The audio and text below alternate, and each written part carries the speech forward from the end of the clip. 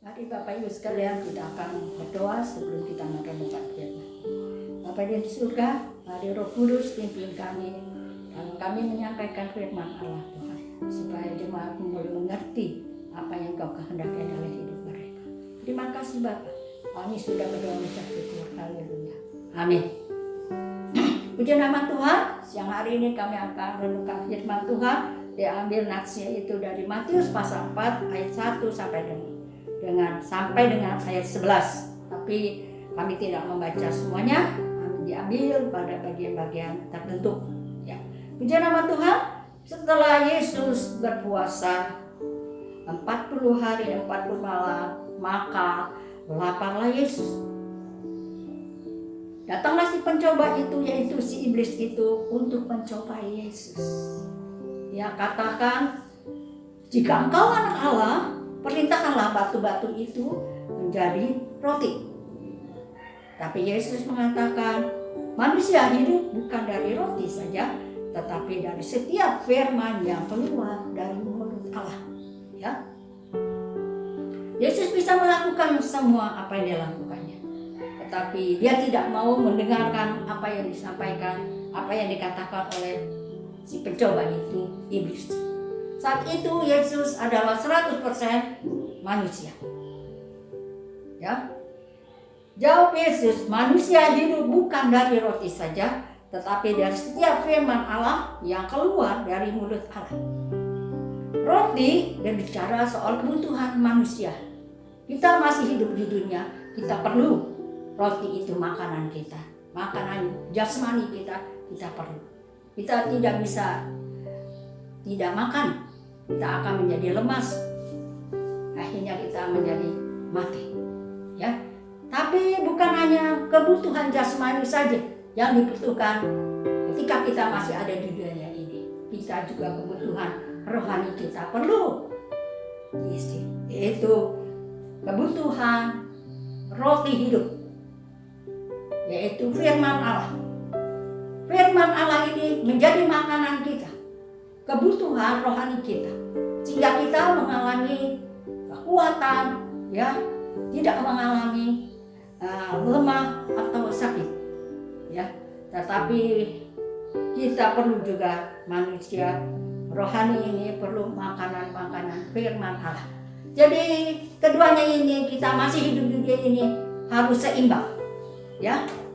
Jangan kita hanya mementingkan hanya untuk kebutuhan jasmani, atau kita hanya mementingkan kebutuhan rohani saja. Tidak, kedua-duanya kita masih dibutuhkan. Kita masih hidup di dunia ini.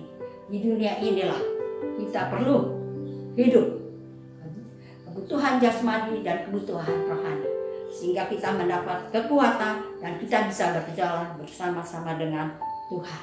Itu pencobaan yang pertama. Pencobaan yang kedua, Yesus juga mengalami iblis membawa Yesus ke kota suci dan menempatkan Yesus di hubungan bait Allah. Iblis mengatakan, jika engkau anak Allah, jatuhkan dirimu ke bawah, maka malaikat-malaikat akan menantang engkau sehingga kakimu tidak terantuk kepada batu. Tapi Yesus menjawab, ada tertulis, jangan engkau mencobai Tuhan Allahmu. Yakobus 1 ayat 14 dan 15 mengatakan, kita baca firman Allah, Yakobus 1 ayat 14 sampai dengan ayat 15.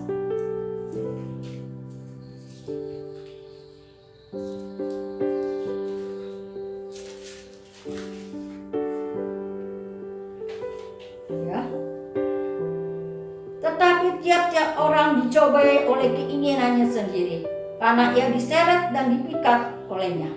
Dan apabila keinginan itu telah dibuahi, ia melahirkan dosa. Dan apabila dosa itu sudah matang, ia melahirkan maut. Ya, puji nama Tuhan Bapak Ibu sekalian, bahwa keinginan-keinginan manusia itu harus terkendali. Kalau tidak terkendali akan melahirkan yang namanya itu dosa. Dan apabila dosa itu sudah matang, maka ia akan mendatangkan maut. Ya, Jadi manusia itu harus bisa mengendalikan diri, ya. Tanpa kita bisa mengendalikan diri kita, maka kita akan jatuh dalam percobaan dan kita akan mengalami kekalahan. Kita tidak bisa melakukan apa yang Tuhan kehendaki, ya. Jadi firman Tuhan mengatakan jangan mencobai Tuhan Allahmu, ya. Oleh karena itu, keinginan-keinginan kita ini harus terkendalikan, harus dikuasai. Kalau enggak kita mendatangkan dosa, dan apabila dosa itu sudah matang, dia akan melahirkan maut.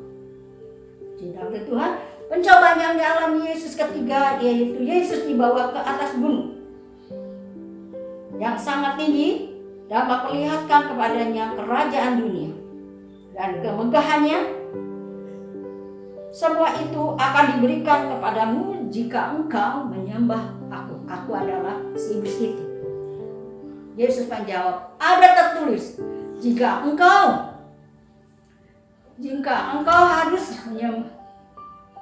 harus menyembah Tuhan Allahmu. Hanya kepada Dialah sajalah engkau berbakti. Ya. Dunia menawarkan kita keinginan daging, keinginan apa? Keangkuhan hidup. 1 Yohanes 2 ayat 15 sampai dengan 17, ya. Keinginan dunia ini akan menyeret kita, akan membawa kita jauh daripada Allah, ya, jauh daripada Allah. Ketika kita jauh daripada Allah, maka kasih daripada Tuhan itu tidak ada pada kita. Maka kehidupan kita mengalami kekalahan. Puji nama Tuhan Bapak Ibu sekalian. 3 hal ini yang harus kita ingat sebagai pelajaran kita untuk kita mengalami kemenangan seperti Yesus menang pada waktu di padang gurun. Yang pertama adalah kebutuhan jasmani dan kebutuhan rohani harus seimbang. Yang kedua, keinginan kita harus terkendalikan. Ketiga, kasih Bapa terhadap kita ini harus ada sehingga kita tidak